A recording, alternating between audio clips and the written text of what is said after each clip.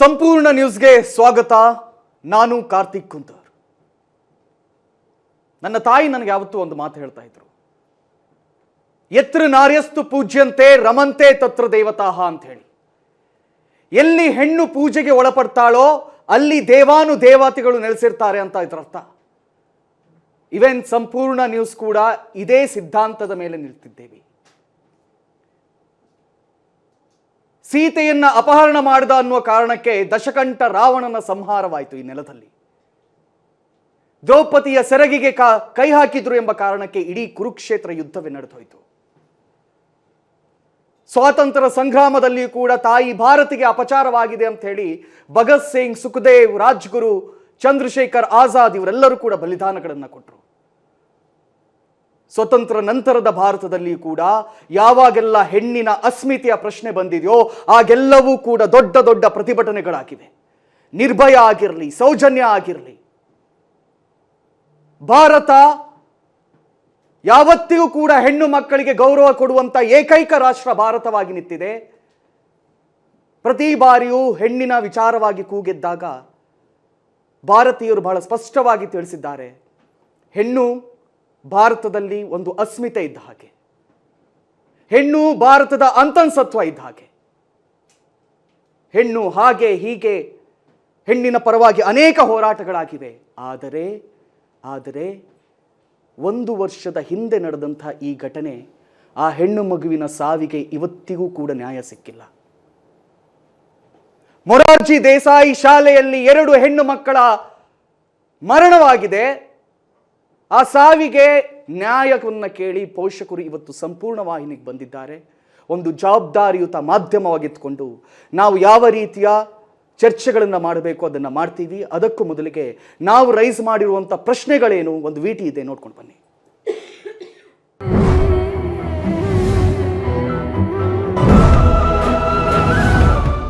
ಆ ಕುಟುಂಬಕ್ಕೆ ಏಕೆಯೇ ಲಕ್ಷ್ಮಿ ಮಹಾಲಕ್ಷ್ಮಿ ಅಂತಿದ್ದವರು.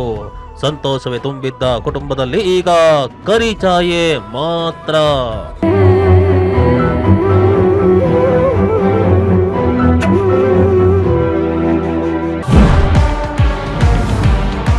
ಒಂಬತ್ತನೇ ತರಗತಿ ವಿದ್ಯಾರ್ಥಿನಿಯ ಸಾವಿನ ಹಿಂದಿನ ರಹಸ್ಯವೇನು? ಮೊರಾರ್ಜಿ ಕ್ಯಾಂಪಸ್ಸಿನಲ್ಲಿ ಅಡಗಿರುವ ಸತ್ಯವಾದರೂ ಏನು?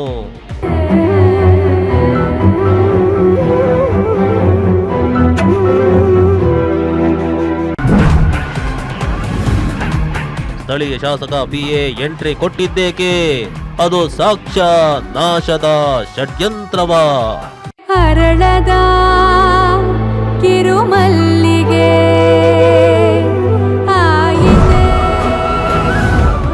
ಒಂದೇ ಬಾಗ್ಲು, ಒಂದೇ ರೀತಿ, 2 ಸಾವು.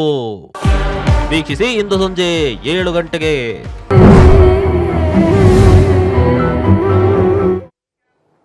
ಕೊಪ್ಪದ ಬಳಿ ಇರುವಂತಹ ಹರಂದೂರಿನ ಮೊರಾರ್ಜಿ ದೇಸಾಯಿ ಶಾಲೆಯಲ್ಲಿ ಏನೇನಾಗ್ತಾ ಇದೆ? ಬದುಕಿನ ಬಗ್ಗೆ ಕನಸು ಕಂಡಿದ್ದಂತಹ ಮಲ್ಲಿಗೆ ಅದು ಇನ್ನೂ ಅರಳಲೇ ಇಲ್ಲ ಸ್ವಾಮಿ. ಅಷ್ಟು ಬೇಗ ಅದನ್ನು ಮುದುಡುವಂತೆ ಮಾಡಿಬಿಟ್ರಲ್ಲ. ಈ ಸಾವಿನ ತನಿಖೆ ಸರಿಯಾಗಿ ಆಗ್ಲೇಬೇಕು. ಮತ್ತು ಇದು ಹಳ್ಳ ಹಿಡಿದದ್ದು ಯಾಕೆ? ಅಷ್ಟೆಲ್ಲ ಬಾರಿ ಪ್ರತಿಭಟನೆಗಳಾದವು. ಆ ಪೋಷಕರು ಪೊಲೀಸ್ ಸ್ಟೇಷನ್ಗೆ ಅಲಿದ್ರು, ಸ್ವಾಮಿ ಇಲ್ಲೇನಾಗ್ತಾ ಇದೆ ನೋಡಿ, ದಯವಿಟ್ಟು ನ್ಯಾಯ ಕೊಡಿಸಿ. ಪ್ರಿಯ ಮಿತ್ರರೇ, ನಾವು ಹೇಳ ಹೊರಟಿರುವುದು ಸೌಜನ್ಯ ರೀತಿಯದ್ದೇ ಇನ್ನೊಂದು ಪ್ರಕರಣ. ಸೌಜನ್ಯ ವಿಚಾರದ ಕುರಿತಾಗಿ ನಾಡಿನಾದ್ಯಂತ ಯಾವ ರೀತಿ ಧ್ವನಿ ಎತ್ತೋ, ಅಮೂಲ್ಯ ಮತ್ತು ಶಮಿತಾ ಶೆಟ್ಟಿಯ ವಿಚಾರವಾಗಿಯೂ ಕೂಡ ಧ್ವನಿ ಎತ್ತುವುದು ನಮ್ಮೆಲ್ಲರ ಆದ್ಯ ಕರ್ತವ್ಯವಾಗುತ್ತೆ. ಆ ಹೆಣ್ಣು ಮಗುವಿನ ಸಾವಿಗೆ ನ್ಯಾಯ ಏನಿದೆ? ಖುಷಿಯಿಂದ ಇದ್ದ ಆ ಹುಡುಗಿ ಏಕಾಏಕಿ ಸಾವಿಗೆ ಈಡಾಗೋದಕ್ಕೆ ಕಾರಣ ಏನು? ಎಲ್ಲ ವಿಚಾರಗಳನ್ನು ಚರ್ಚೆ ಮಾಡ್ತಾ ಹೋಗ್ತೀವಿ ಸಂಪೂರ್ಣ ವಾಹಿನಿಯಲ್ಲಿ. ನನ್ನ ಜೊತೆ ಸಂಪೂರ್ಣ ವಾಹಿನಿಯ ಸಂಸ್ಥಾಪಕರು ಮತ್ತು ಮ್ಯಾನೇಜಿಂಗ್ ಡೈರೆಕ್ಟರ್ ಆಗಿರುವಂತಹ ಸಂಪೂರ್ಣ ಗೌಡ ಮ್ಯಾಮ್ ಇದ್ದಾರೆ. ಅದೇ ರೀತಿಯಲ್ಲಿ ಎಡಿಟರ್ ಇನ್ ಚೀಫ್ ಆಗಿರುವಂತಹ ಮಂಜುನಾಥ್ ಸರ್ ಇದ್ದಾರೆ. ತಮಗಿಬ್ಬರಿಗೂ ಕೂಡ ಕಾರ್ಯಕ್ರಮಕ್ಕೆ ಸ್ವಾಗತವನ್ನು ಕೊಡ್ತಾ ಇದ್ದೀನಿ ಮೇಡಮ್ ಆ್ಯಂಡ್ ಸರ್. ಅದೇ ರೀತಿಯಾಗಿ ಶಮಿತಾ ಶೆಟ್ಟಿಯ ಪೋಷಕರು ಸಂದೇಶ್ ಶೆಟ್ಟಿ ನನ್ನ ಜೊತೆ ಇದ್ದಾರೆ. ಸರ್, ತಮಗೂ ಕಾರ್ಯಕ್ರಮಕ್ಕೆ ಸ್ವಾಗತ. ಮತ್ತು ಸಂಗೀತ ಶೆಟ್ಟಿ ಅವರಿದ್ದಾರೆ. ಮೇಡಮ್, ತಮ್ಗಿಬ್ಬರಿಗೂ ಕೂಡ ಕಾರ್ಯಕ್ರಮಕ್ಕೆ ಸ್ವಾಗತವನ್ನು ಕೋರ್ತಾ ಇದ್ದೀನಿ. ಮತ್ತು ಅಮೂಲ್ಯ ಅವರ ಹೆತ್ತ ತಂದೆ ತಾಯಿ ಆಶಾ ಮತ್ತು ಮಹೇಶ್ ಅವರಿಬ್ಬರಿಗೂ ಕಾರ್ಯಕ್ರಮಕ್ಕೆ ಸ್ವಾಗತ. ಮತ್ತು ವಕೀಲರಾಗಿರ್ತಕ್ಕಂತಹ ನರೇಶ್ ಅವರು ನನ್ನ ಜೊತೆ ಇದ್ದಾರೆ, ತಮಗೆ ಕಾರ್ಯಕ್ರಮಕ್ಕೆ ಸ್ವಾಗತ. ಅದೇ ರೀತಿ ವೈದ್ಯರು ನಮ್ಮ ಜೊತೆ ಇದ್ದಾರೆ. ಮೇಡಮ್, ತಮಗೂ ಕೂಡ ಕಾರ್ಯಕ್ರಮಕ್ಕೆ ಸ್ವಾಗತವನ್ನು ಕೊಡ್ತಾ ಇದ್ದೀನಿ. ಮೇಡಮ್, ಕ್ಷಮಿಸಿ, ಈ ಬಿಸಿಯಲ್ಲಿ ನಾನು ನಿಮ್ಮ ಹೆಸರು ಕೇಳೋದು ಮರೆತು ಬಿಟ್ಟೆ. ದೀಪ್ತಿ ಅವರು ವೈದ್ಯಾಧಿಕಾರಿಗಳು, ಅವರು ಕೂಡ ನಮ್ಮ ಜೊತೆ ಇದ್ದಾರೆ. ಕಾರ್ಯಕ್ರಮಕ್ಕೆ ಸ್ವಾಗತ. ನಾನು ಆರಂಭದಲ್ಲಿ ನಿಮ್ಮಿಬ್ಬರ ಹತ್ರವೇ ಶುರು ಮಾಡ್ತೀನಿ. ಶಮಿತಾ ಶೆಟ್ಟಿ, ಪೋಷಕರು. ಸರ್, ಏನಾಯಿತು ನಿಮ್ಮ ಮಗಳಿಗೆ? ಸರ್, ಏನಾಯಿತು, 3 ವರ್ಷ ಅಲ್ಲೇ ಓದ್ತಾ ಇದ್ಲು ಸರ್. 2022ಕ್ಕೆ ನನ್ನ ಮಗಳನ್ನ ನಾನು ಮೊರಾರ್ಜಿ ಶಾಲೆಗೆ ಸೇರಿಸಿರೋದು. 2022ರಿಂದ 2025ರವರೆಗೂ ಅದೇ ಶಾಲೆಯಲ್ಲಿ ಓದ್ತಿದ್ಲು. ಯಾವತ್ತೂ ಶಾಲೆಯಲ್ಲಿ ಈ ಥರ ಸಮಸ್ಯೆ ಇದೆ, ನನಗೆ ಆ ಥರ ಇದೆ, ಈ ಥರ ಇದೆ ಅಂತ ಏನು ಹೇಳಲಿಲ್ಲ. ಒಂದು ಫುಡ್ಡಿದು ಒಂದು ಸಮಸ್ಯೆ ಹೇಳಿದ್ಲು ಬಿಟ್ಟರೆ ಬೇರೆ ಯಾವ ಸಮಸ್ಯೆನೂ ಹೇಳಿರಲಿಲ್ಲ. ಅಮೂಲ್ಯ ಸತ್ತವಾಗ ಕೂಡ ನನ್ನ ಮಗಳು ನನ್ನ ಹತ್ರ ಧೈರ್ಯವಾಗಿ ಹೇಳಿದ್ದು, ಆ ಅಕ್ಕ ನನ್ನ ಹತ್ರ ಹೇಳಿದ್ದಿದ್ರೆ ನಾನು ಟೀಚರ್ ಹತ್ರ, ಪ್ರಿನ್ಸಿಪಾಲ್ ಹತ್ರ ಮಾತಾಡಿ ಆ ಅಕ್ಕನ ಮನೆಗೆ ಕಳಿಸ್ತಾ ಇದ್ದು. ಅವರು ಏನು ವಿಷಯನೇ ಹೇಳಲಿಲ್ಲ, ನಮಗೆ ಬೆಳಗ್ಗೆ ಗೊತ್ತು ಅಂತ ಹೇಳಿದ್ಲು. ಅಷ್ಟು ಧೈರ್ಯವಂತೆ. ಯಾರು ಏನೇ ಇದು ಮಾಡಿದ್ರು, ತಪ್ಪು ಮಾಡಿದ್ರು ಎದುರುಗಡೆನೆ ಹೇಳುವಂಥ ಹುಡುಗಿ. ಆ ಥರ ಇರೋ ಹುಡುಗಿ ಆತ್ಮಹತ್ಯೆ ಯಾವುದೇ ಕಾರಣಕ್ಕೂ ಮಾಡ್ಕೊಳ್ಳಲ್ಲ. ಯಾವುದೇ ಕಾರಣಕ್ಕೂ ಮಾಡ್ಕೊಳ್ಳೋಂಥ ಹುಡುಗಿನೇ ಅಲ್ಲ.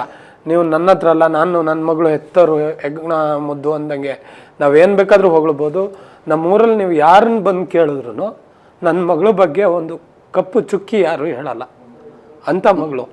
ಈಗ ಮಾತಾಡಕ್ಕೆ ಆಗ್ತಾ ಇಲ್ಲ ಸರ್. ಮಾತಾಡಿ, ನೀವು ನಿಮ್ಮ ನೋವುಗಳನ್ನ ದುಃಖಗಳನ್ನ ಹೇಳ್ಕೋಬೇಕು. ನೀವು ಎಲ್ರಿಗೂ ಗೊತ್ತಾಗ್ಬೇಕು ನೀವು ಎಷ್ಟು ನೋವು ಪಡ್ತಾ ಇದ್ದೀರಾ. ಒಂದ್ ಮಗು ಕಳ್ಕೊಂಡು, ಒಂದ್ ಹೆಣ್ಮಗಳನ್ನ ಕಳ್ಕೊಂಡು ಎಷ್ಟು ನೋವು ಪಡ್ತಿದ್ದೀರಾ ಅನ್ನೋದನ್ನ ಜನಗಳಿಗೆ ಗೊತ್ತಾಗ್ಬೇಕು, ನಮ್ಮ ಅಧಿಕಾರಿಗಳು ಗೊತ್ತಾಗ್ಬೇಕು. ನಾವ್ ಏನು ಇವಾಗ ವ್ಯವಸ್ಥೆ ಸ್ಥಿತಿಗಳು ಹೆಂಗಿದಾವೆ ಅನ್ನೋದು ಎಲ್ರು ನೋಡ್ಲಿ. ನ್ಯಾಯ ಸಿಕ್ಕಿದ್ಯೋ ಸಿಕ್ಕಿಲ್ವೋ ಅನ್ನೋದು ಎಲ್ರಿಗೂ ತಿಳಿಲಿ.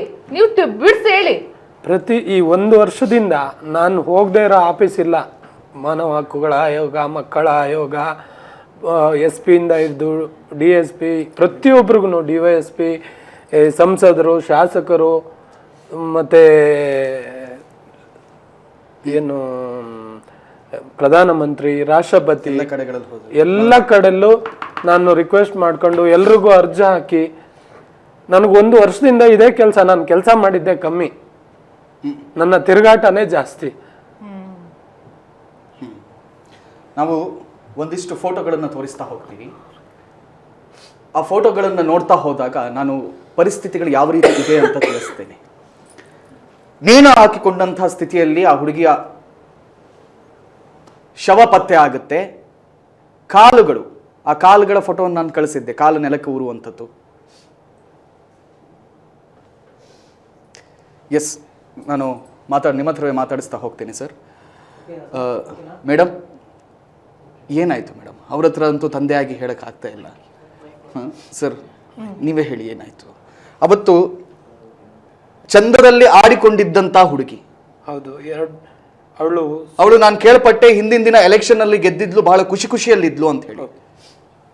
ಏನು ಕಾರಣ ಇಲ್ಲದೆ ನೇಣು ಹಾಕೊಂಡ್ಲು? ಆಗಿದ್ರೆ ಸಾಧ್ಯನೇ ಇಲ್ಲ ಸರ್. ಅವಳು ಆತ್ಮಹತ್ಯೆ ಮಾಡ್ಕೊಳ್ಳೋ ಚಾನ್ಸೇ ಇಲ್ಲ. ಯಾಕೆ ಅಂದರೆ ನಾಳೆ ಆತ್ಮಹತ್ಯೆ ಮಾಡ್ಕೊಂತೀನಿ ಅನ್ನೋಳು ಇವತ್ತು ಎಲೆಕ್ಷನ್ಗೆ ಕಂಟೆಂಟ್ ಮಾಡ್ತಾಳ, ಅಥವಾ ಸೋಮವಾರನದು ಹೋಮ್ವರ್ಕನ್ನ ಶನಿವಾರ ಮಾಡ್ತಾಳ, ಅಥವಾ ನಾಳೆ ಚಿಕನ್ ಕೊಡ್ತಾರೆ, ನೀವು ಯಾರು ಚಿಕನ್ ಬೇಡ ಅಂತ ಹೇಳ್ಬೇಡಿ, ಬೇರೆಯವ್ರು ತಿಂತಾರೆ ಅಂತ ಹೇಳ್ತಾಳ.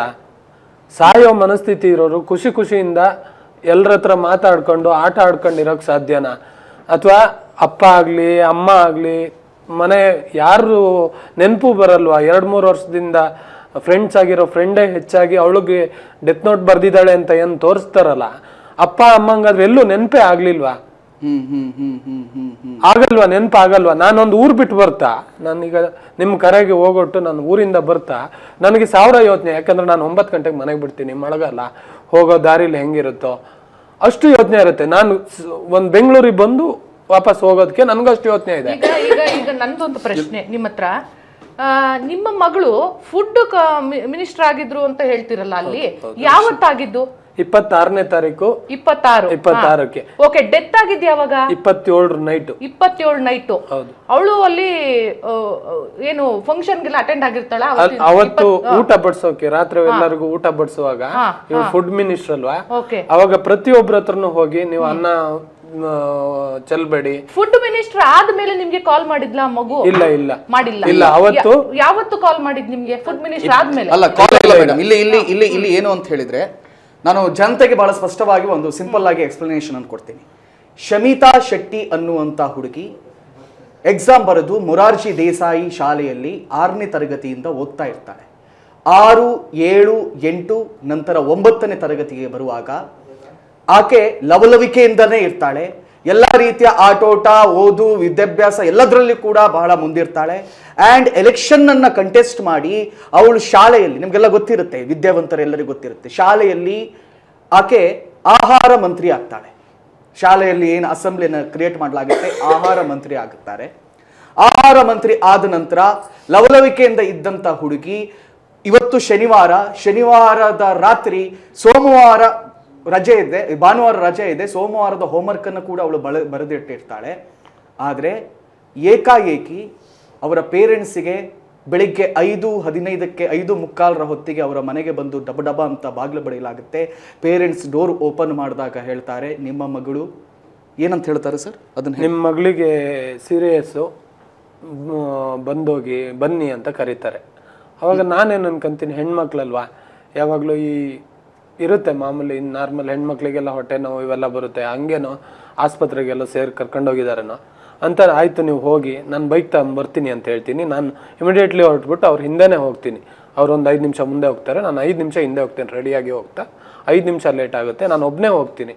ನಾನು ಹೋಗಿ ನೋಡಿದವಾಗ ಬಾತ್ರೂಮಲ್ಲಿ ನಿಂತ ಥರ ಇತ್ತು. ನನ್ಗೆ ಅಲ್ಲಿ ನೋಡಿದ್ಮೇಲೆ ನನಗೆ ಮಧ್ಯಾಹ್ನ 3 ಗಂಟೆವರೆಗೂ ನಾನು ಏನು ಮಾಡ್ತಿದ್ದೀನಿ, ಏನು ಮಾಡಬೇಕು ಏನೂ ಇಲ್ಲ, ನಾನು ಫುಲ್ಲು ಬ್ಲ್ಯಾಂಕ್ ಆಗೋದೆ. ಅವತ್ತು ಬ್ಲ್ಯಾಂಕ್ ಆಗಿ ಹೋದ್ರಿ? ನನ್ಗೇನು ಗೊತ್ತಿಲ್ಲ ಅಂದ್ರೆ ನಾನು ಏನ್ ಮಾಡ್ಬೇಕು ಅಂತ ಗೊತ್ತಿಲ್ಲ. ಅಲ್ಲ ಸರ್, ಆ ಸ್ಥಿತಿ ಹೆಂಗಿತ್ತು? ನೇಣು ಹಾಕೊಂಡಿದ್ರು? ಸರಿ, ಇಲ್ಲ ಸರ್, ನೇಣು ಹಾಕೊಂಡು ನಾಲಿಗೆ ಏನಾದ್ರೂ ಹೊರಗಡೆ ಬಂದಿತ್ತಾ? ಇಲ್ಲ, ಬಂದಿರ್ಲಿಲ್ಲ. ನಾಲಿಗೆ ಹೊರಗಡೆ ಬಂದಿರಲಿಲ್ಲ.